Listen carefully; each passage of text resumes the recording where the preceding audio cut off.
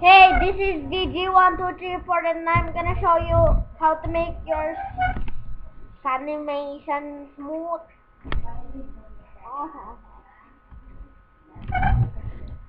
Okay,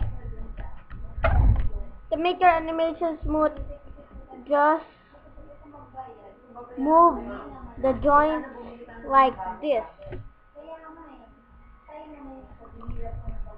Pause each frame to see how, how the joints are moved, because you can see the onion skin. Okay.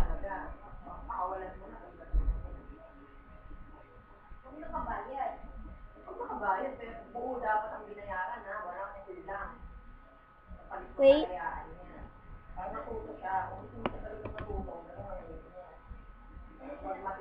Eh,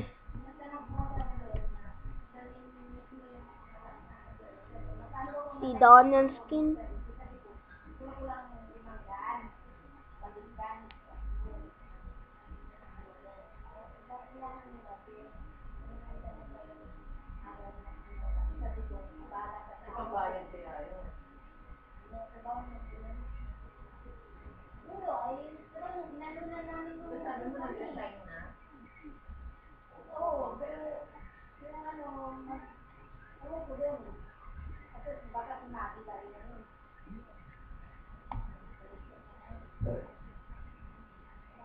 Okay, I'm gonna apply it.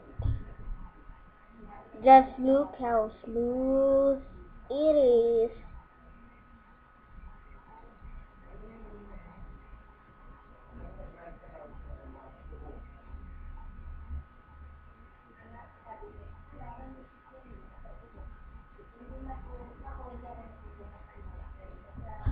Okay, I'll see you.